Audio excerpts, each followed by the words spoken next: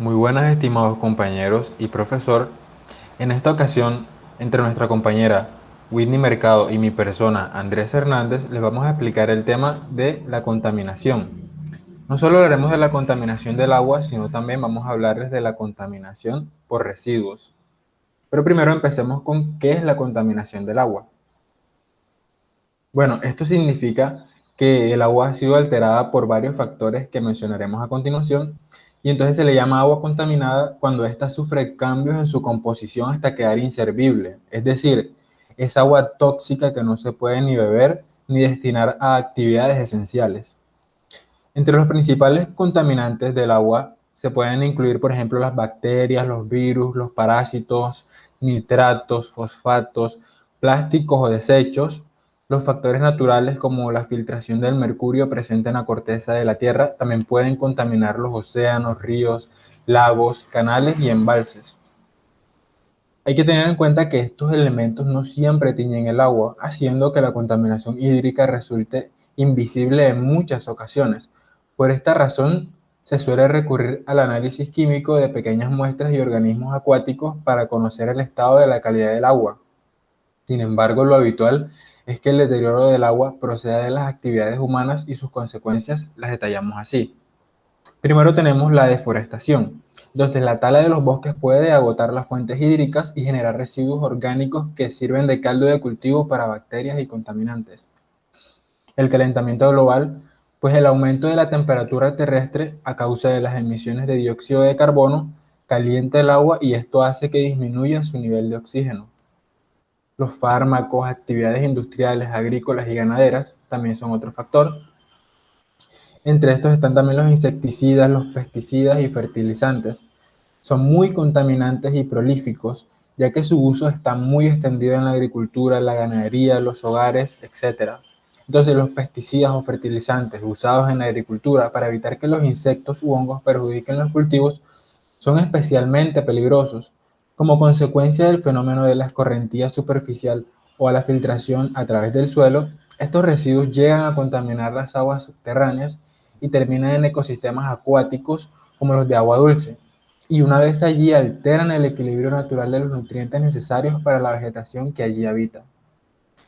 Las basuras y vertidos de aguas negras, ojo a un dato que es más del 80% de las aguas residuales del mundo que llegan al mar y a los ríos están sin depurar. Otro es el factor del tráfico marítimo. Bueno, buena parte de los plásticos que contaminan los océanos proceden de los barcos pesqueros, petroleros y de transporte de mercancías. Los derrames de combustible también son muy importantes. Por ejemplo, en el transporte y el almacenamiento del petróleo y sus derivados dan lugar a filtraciones que pueden llegar a fuentes de agua. Y esto también es muy peligroso. Las sustancias radioactivas, sin duda, este es uno de los peores contaminantes, cuyo origen se debe a la presencia en el agua de isótopos radiactivos solubles en ella, y las fuentes de radiación pueden ser diversas, como accidentes o fugas en plantas nucleares, vertidos ilegales de residuos radioactivos o por contaminación natural, como les expliqué anteriormente. Los efectos generales de la contaminación sobre las aguas. Bueno, la contaminación del agua tiene consecuencias en la agricultura, medio ambiente y la salud. Empecemos porque también puede ser transmisor de enfermedades. Entonces, la contaminación del agua representa un gran problema de salud público. Y estos mecanismos de transmisión de enfermedades pueden ser directos, que son por la ingestión de agua contaminada procedente de abastecimientos de grandes poblaciones o de pozos contaminados. En otros casos es por contacto cutáneo o mucoso, con fines recreativos o contacto ocupacional o incluso terapéutico, pudiendo originar infecciones locales en piel dañada o infecciones sistémicas en personas con problemas de inmunodepresión. Otros también pueden ser indirectos. El agua actúa como vehículo de infecciones o bien puede transmitirse a través de alimentos contaminados por el riesgo de las aguas residuales. Asimismo, los moluscos acumulan gran cantidad de poliovirus y pueden ser ingeridos y afectar a los seres humanos. Entonces, finalmente, algunos insectos que se reproducen en el agua son transmisores de enfermedades, como por ejemplo el paludismo, la fiebre amarilla, cólera, la hepatitis A, la disentería, la fiebre tifoidea, etc. Un dato es que la OMS calcula que unos 2.000 millones de personas beben agua potable contaminada, exponiéndose a contraer muchas de las enfermedades que les mencioné anteriormente.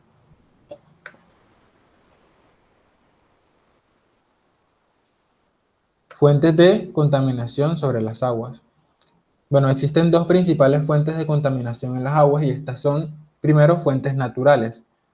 Dependiendo de los terrenos que atraviesa el agua, puede contener componentes de origen natural procedentes del contacto con la atmósfera y el suelo, sales minerales, calcio, magnesio, hierro, etcétera. Aunque pueden ser nocivos para la salud, en general son sustancias que se pueden identificar fácilmente y eliminar. En segundo, tenemos fuentes artificiales. Producidas como consecuencia de las actividades humanas, el desarrollo de la industria ha provocado la presencia de ciertos componentes que son peligrosos para el medio ambiente y para los organismos y que son muy difíciles de eliminar. Bueno, ahora vamos a hablar de la contaminación por residuos. Como bien sabemos, los residuos sólidos, constituyen aquellos materiales desechados tras su vida útil. Andrés, pasa por favor. Y que por lo general por sí solos carecen de valor económico. Se componen principalmente de desechos provenientes de materiales utilizados en la fabricación, transformación, utilización de bienes de consumo. Todos estos residuos sólidos en su mayoría son susceptibles de reaprovecharse o transformarse con un correcto reciclado. Los principales productores de residuos sólidos somos los ciudadanos de las grandes ciudades, con un porcentaje muy elevado, en especial por la poca conciencia de reciclaje que existe en la actualidad. Ahora hablaremos de los efectos de los residuos urbanos. La generación de residuos urbanos o basura trae consigo los siguientes impactos ambientales: el consumo de energías y materiales, contaminación del agua, contaminación del aire, contaminación del suelo. Por parte del consumo de energía y materiales, estos se utilizan para elaborar envases y productos que luego desechamos. Esta energía y estos materiales con frecuencia provienen de recursos que no son renovables, como lo son del petróleo y otros minerales. Cuando desechamos lo que consideramos basura, en realidad estamos tirando los recursos naturales. Por la contaminación del agua, el agua superficial también se contamina por la basura que tiramos en ríos y cañerías. En los lugares donde se concentra basura se filtran líquidos conocidos como lixiviados que contaminan el agua del subsuelo de la que en nuestra ciudad todos dependemos. Cabe aclarar que en los rellenos sanitarios los lixiviados no contaminan el agua ni el suelo porque están controlados y debidamente tratados. La descarga de basura de los arroyos y canales o su abandono en las vías públicas también trae consigo la disminución de los cauces y la obstrucción de estos como de las redes de alcantarillado. En los periodos de lluvia provoca inundaciones que pueden ocasionar la pérdida de cultivos, de bienes materiales y, lo que es más grave aún, la pérdida de vidas humanas. La contaminación del suelo, la presencia de aceites, grasas, metales pesados y ácidos, entre otros residuos contaminantes, alteran las propiedades físicas y químicas de fertilidad de los suelos. Y la contaminación del aire, los residuos sólidos abandonados en los basurales a cielo abierto deterioran la calidad del aire que respiramos, tanto localmente como en los alrededores, a causa de las quemas y los humos que reducen la visibilidad, y del polvo que levanta el viento en los periodos secos, ya que puede transportar a otros lugares microorganismos nocivos que producen infecciones respiratorias e irritaciones nasales y de los ojos, además de las molestias que dan los olores pestilentes. También la degradación de la materia orgánica presente en los residuos produce una mezcla de gases conocida como biogás, compuesta fundamentalmente por metano y dióxido de carbono, las cuales son reconocidos gases de efecto invernadero, que contribuyen al proceso de cambio climático. ¿Vale? Además de la contaminación del aire y la tierra y el agua, la mala gestión de los residuos tiene efectos perjudiciales para la salud pública por la contaminación ambiental y por la posible transmisión de enfermedades infecciosas vehiculizadas por los roedores que los habitan. La degradación del medio ambiente en general, además de impactos paisajísticos. Asimismo, la degradación ambiental conlleva costos sociales y económicos, tales como la devaluación de la propiedad, pérdida de la calidad ambiental y sus efectos en el turismo. Ahora hablaremos de la gestión de los residuos urbanos. Esto contempla el conjunto de acciones necesarias para realizar su recogida, trasladarlos a los centros de tratamiento y efectuar las operaciones finales para recuperarlos y reintegrarlos como materias primas en los circuitos productivos o eliminar. La prerecogida aborda las operaciones inmediatamente posteriores a la generación de residuos, el manejo, separación, almacenamiento y las posibles manipulaciones en los hogares. Finaliza cuando los residuos se presentan de forma adecuada a los servicios de recogida. Es una fase fundamental que marca el resto de la gestión y de la cual el ciudadano es protagonista. También origina el impacto visual en las calles y áreas urbanas. La recogida, por su parte, engloba las operaciones de transporte de residuos desde la ciudad a los centros de tratamiento o a puntos de transferencia intermedia. Esta se divide en tres tipos de recogida. Existe la recogida globalizada, es aquella que se desarrolla sin realizar una separación previa de ningún componente o grupo de componentes. La recogida selectiva es la que se efectúa sobre una fracción concreta o sobre un agrupamiento de estos componentes de forma diferenciada al resto de los residuos.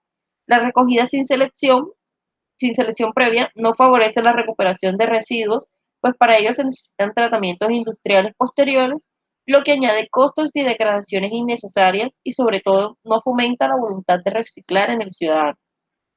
Esta recogida diferenciada es el único método realmente válido para proceder a una recuperación directa y eficaz de los materiales desechados por los ciudadanos. El tratamiento final, por su parte, es el proceso que recoge todas las operaciones precisas para la recuperación o la eliminación de los residuos sólidos urbanos. Esta fase concentra todos los procesos de transformación, ya sean mecánicos, químicos, biológicos o de recuperación energética utilizados para valorizar los residuos, así como aquellos que se emplean para el vertido final de los restos no recuperados y de los rechazos de los procesos anteriores. En términos generales, los residuos sólidos urbanos se gestionan por dos métodos: recogida global o recogida selectiva. Las normativas comunitarias y la legislación han apostado por la máxima recogida selectiva y por la recuperación de residuos. A continuación, vamos a ver un esquema general de la gestión de residuos sólidos, iniciando por la generación de residuos, el manejo y la separación que debería fomentarse desde el hogar. Y aquí tenemos dos fases: la prerecogida sin selección y la prerecogida con selección. Ambos dan lugar a la recogida de transporte y ambos pueden pasar a la recuperación, pero la prerecogida sin selección tiende directamente a ir a la eliminación del residuo, sin la oportunidad de una recuperación.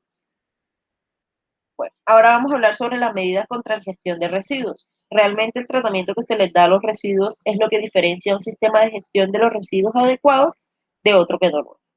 Así, aquellos que se basan en la destrucción de los residuos sin aprovechamiento alguno, como la incineración sin recuperación energética y el vertido, se consideran como no adecuados desde un punto de vista medioambiental, mientras que los demás constituyen formas de obtener un rendimiento de los residuos a la vez que permiten su reincorporación a los ciclos productivos. De este modo se obtiene un aprovechamiento más óptimo de los recursos naturales, minimizando el impacto sobre el medio ambiente, al reducir la contaminación que generaban los otros sistemas. La gestión de los residuos trata de contemplar todos los aspectos implicados, dando una respuesta integral que permita una solución aceptable del problema desde el punto de vista medioambiental. Así, aunque los aspectos económicos no se ignoren en absoluto, se tienen en cuenta otras consideraciones que pasan en un primer plano, como la preservación de la contaminación, la prevención de la contaminación o el aprovechamiento de los recursos. Últimamente se ha popularizado la denominación de las 4 R's para caracterizar a esta gestión ambiental mediante 4 conceptos claves, que son la reducción, reutilización, reciclaje y la recuperación energética o valorización. Muchísimas gracias.